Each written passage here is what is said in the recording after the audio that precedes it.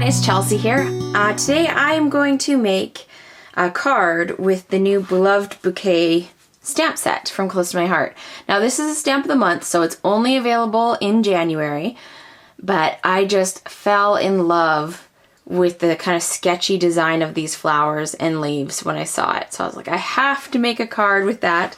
I also want to show you how to use the new Embossing Diffusers.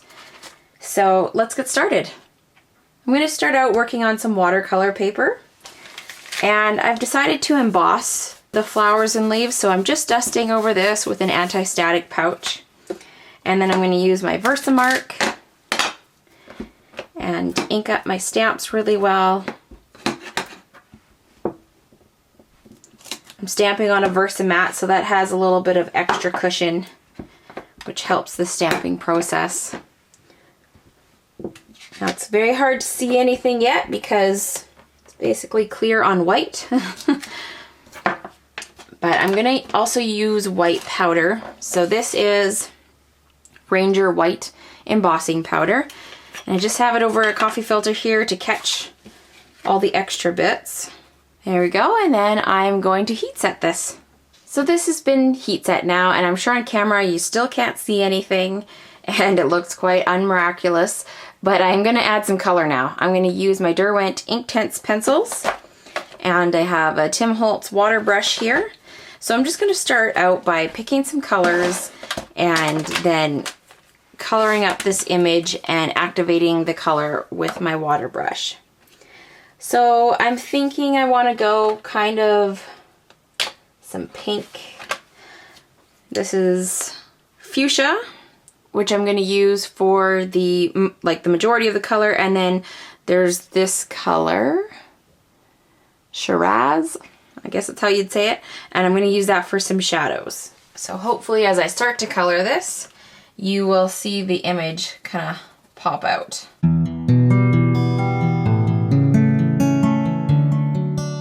So I'm just blotting this to take off any of the Inktense that I got over top of the embossing.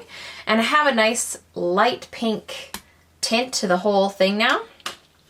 And I'm going to take my water brush right to the tip of my pencil just to get a little bit more intense. Okay, that's a little much. A little bit more intense color. And then I'm going to put that at kind of at the base of the petals and let it lighten as I get towards the top. And when I get too much, I just have a paper towel here off to the side, and I'm just kind of scribbling off on the paper towel. If my pen is getting too dry, I have to squeeze a little bit of water up into it to get it activated and going. Now the thing with the Inktense pencils is that they are an acrylic-based ink in the lead. It's not like regular watercolors where if it dries and you're not happy with how it looks, you can go back and change it. You have to work while these are wet,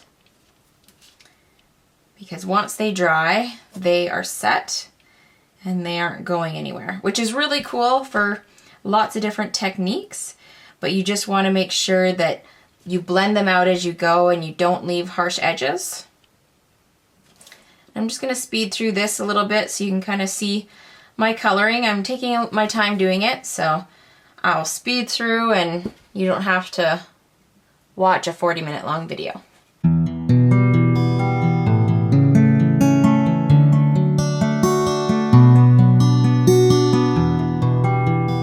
Now I'm going to move on to this other color here, and I'm going to do the same thing. I'm just using my water brush to pick it up because I want to be very in control of where I'm putting the color.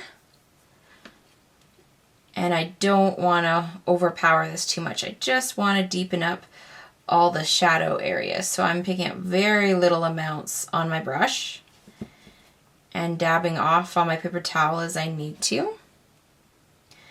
And it just adds that extra little bit of dimension, making the flower look just a little bit more interesting, and I don't know how realistic it looks, but you know, a little more interesting, a little more depth of color.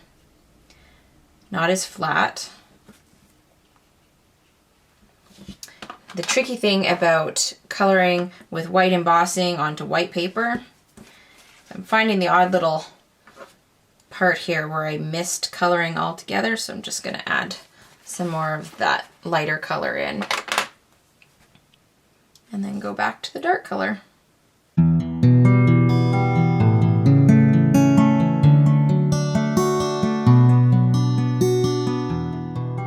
So the flower is done, and now I'm going to move on to the leaves here. And I have a couple of greens. I have an apple green and a felt green.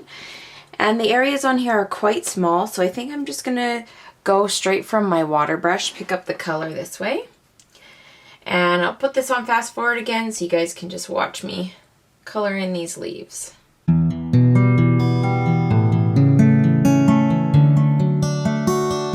I want just a little bit more darkness, so I'm going to take this Ionian green. I'm just going to put a little bit more dark on here. And you'll see as color's getting on top of the embossing, I'm just kind of blotting it off so that I don't end up with a bunch of dark color drying on top of my white embossing. And I want to make sure that all lines are blended out. Unless you want very distinct lines, you want to make sure that before this dries, everything is blended in the way you want it to be. Because like I said, once these are dry, they're not moving anywhere. So I'm thinking that's looking pretty good. Might add a little bit more of this bright green just up here on the tips, and I'm not worrying about the edges because I am going to cut these out. Alright, so there is my finished flower and my leaves, and now I'm going to cut these out and I'll be right back. My pieces are all cut out and ready to go onto my card, so I'm just going to set this aside and bring out my Big Shot, my very, very old Big Shot, and I'm just going to zoom out a little bit here for you. Now I have an embossing folder here, and this is one of the close to my heart embossing folders, and I need to open my platform up, and then I'm going to be using one of the new embossing diffusers. So I know this is hard to see because it's clear, but I'll just let the light reflect off of it a little bit there. It's basically an acrylic plate with a circle cut out of it. There's also one that has a square opening, and this is going to substitute one of your plates. So you want to take one of those away and use this instead. Everywhere the plate is, that's where the embossing is going to show up. Anywhere where there's an opening, like the hole in the middle, that's where there's going to be no embossing. And also if you wanted to just use the circle, you could do some spotlight embossing. So wherever I put this, the embossing would show, and everywhere else would just be blank. So I will show you what I'm talking about. I have a piece of slate gray cardstock here. I might do more than one piece because I can't make up my mind whether I want to do gray or white or craft. I think they all look good. So then I want to place this opening wherever I want the smooth part to be on my front card panel, the piece that I'm embossing here. So I'm just going to line that up, and then I'm going to put that onto the platform here and just run it through. Now when I open it, where this blank spot is where that hole was, and then everywhere else was embossed. So now I can stamp there without causing any problems. I'm also going to do a white piece, and just going to line this up in here. And you want to make sure that where the end of that diffuser is, you're still on top of the paper, because if I accidentally put this too high, I'm going to have a spot of just plain non-embossed paper, which is fine if that's what you're going for. You could definitely do that, but just pay attention when you're adjusting this that if you want that bottom part to be embossed, you need to make sure the plate is covering it. So I'll just push this back this way, and there we go. So now the trick is to pick which one I want to do. So I'm going to emboss this gray one, and I'll zoom back in for you guys. So I'm just going to embossing buddy over top. I'm going to use one of the mini stamps. So these ones come with just one image in the set, which is really nice. You can pick and choose which sentiments you want. And then I have my Versamark. And I have white embossing powder again. And I'm just going to stamp this. Flick off all that extra powder. Get a little bit more down there. If you flick too hard, then you get too much powder off. So I'm just going to heat set this and then I'll be right back. So while I was off camera, I embossed the thank you on the gray piece and I also stamped it in black on the white piece.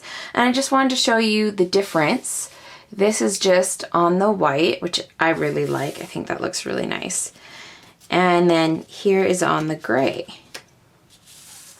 which also looks really nice. And I cut the gray one just a little bit smaller so I'd have a nice white border, just to kind of give you an idea what that would look like.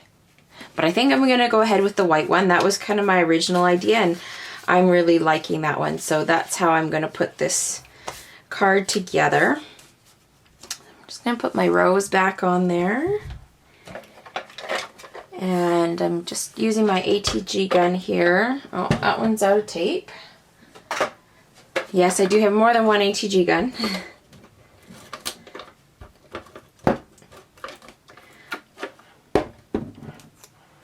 So get some on these leaves here.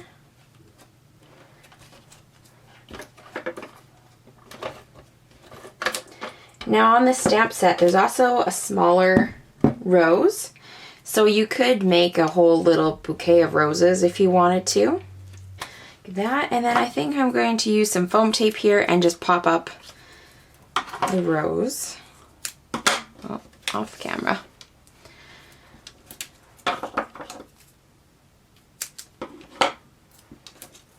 You could use pop dots for this too. I just happen to have a little bit of foam tape sitting here, so that's what I'm going to use. All right, now I'm just going to stick the rose on here like that. And I'm thinking I want to readjust my leaves a little bit. Yeah, something like that. Now I think I also need some gems. It needs some kind of twinkle. So I have my accessory roll up here and I will zoom out for you a little bit. So this is a roll up from Close to My Heart and it has all these little compartments in here. And this is where I store all my bling. I actually have two of these on the go because I do like my bling. And that way I can keep them separated out. I got some little, these are actually retired. I think they were in a card kit, but they're like glitter inside of a gem. And there's 3 different sizes. I love that they have different sizes because it just makes it so much easier when you're trying to cluster things when you have all the different sizes. Yeah, I like that. All right, now, last but not least, right now this is just a card front or a postcard, so I need to stick this actually onto a card base. And I think I'm just gonna put it on there flat. So I'm just gonna run some ATG. I probably would have done this before I started sticking my front stuff on, but you know, sometimes you just gotta go back and do the things that you forgot to do. Line that up. It should be the exact size of my card front. All right, there's my finished card. Kind of get the, I love how this gives you that blank spot for your stamping. And those Inktense just show up so nice and vibrant. I hope you guys enjoyed. Thanks for sticking around and hanging out watching this video. And I hope to see you next time. Bye.